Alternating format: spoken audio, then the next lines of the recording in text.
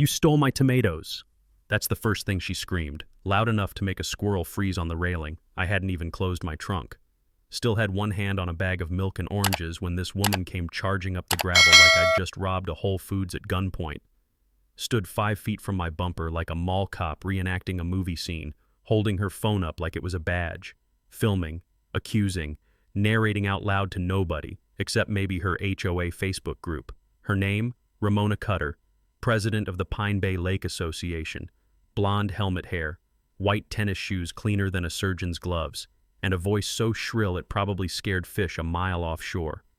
Now, let me back up a sec. This cabin wasn't just a weekend escape. It was the last thing my grandfather left me.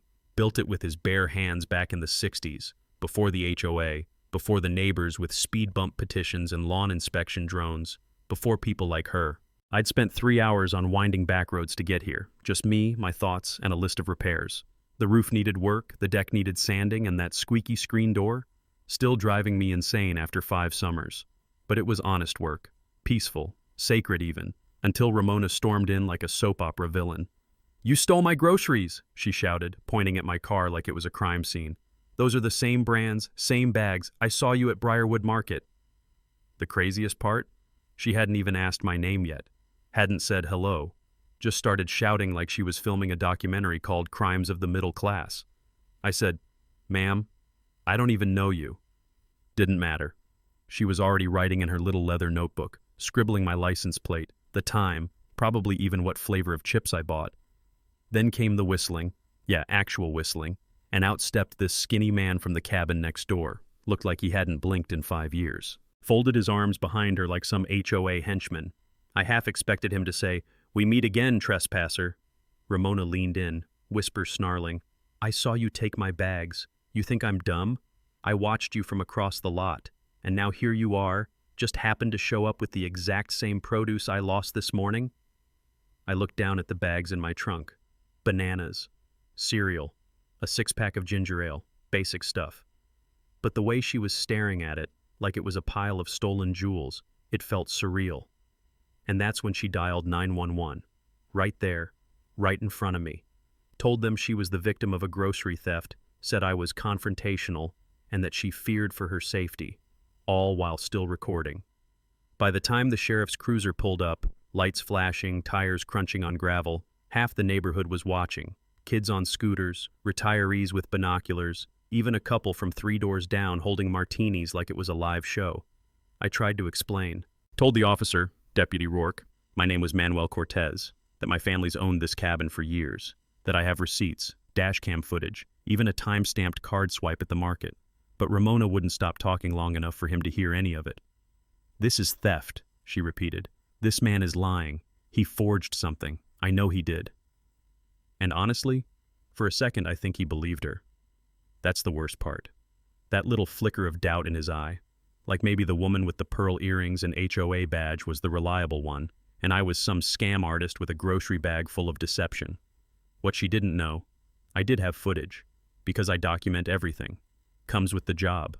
I run logistics for construction sites, so yes, I installed cameras in my truck, not for fun, just protection.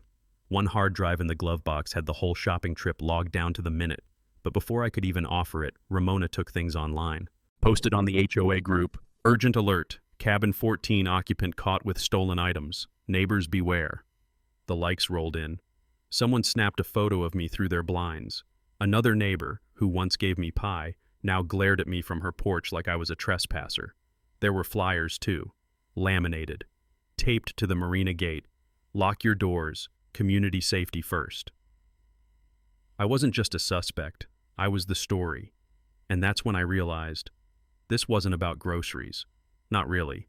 This was about control, perception, and one woman's obsession with being right, even if she had to burn someone down to prove it.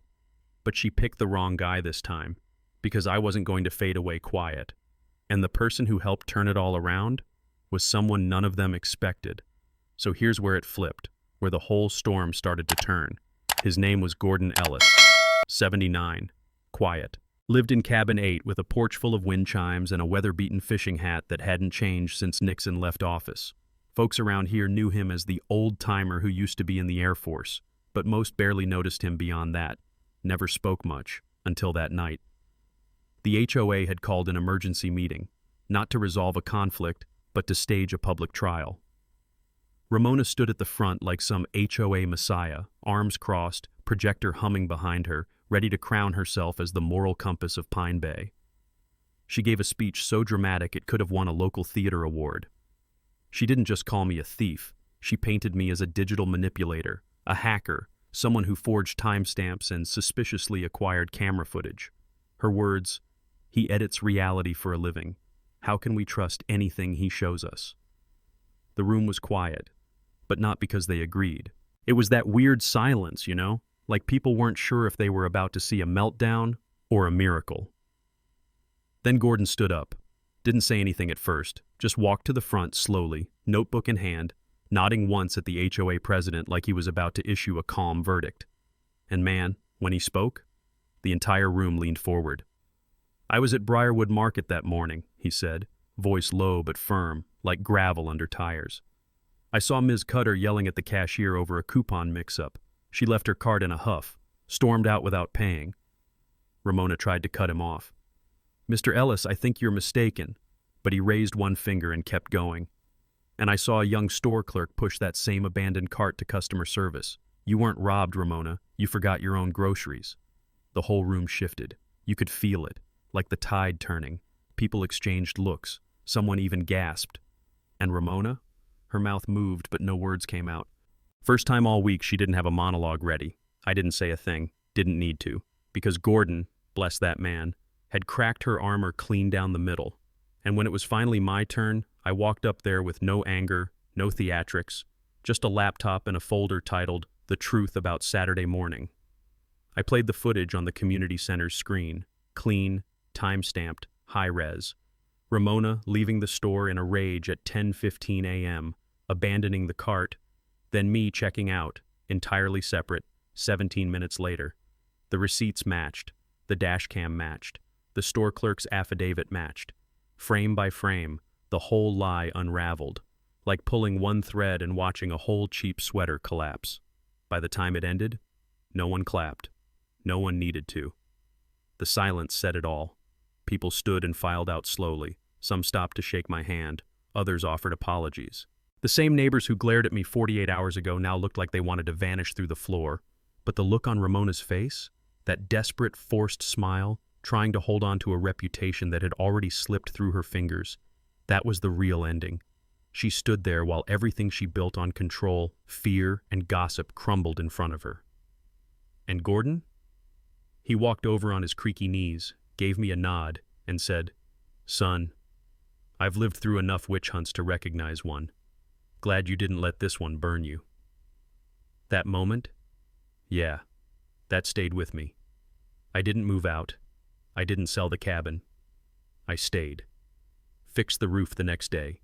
Even greased the screen door so it finally shut without that banshee squeal.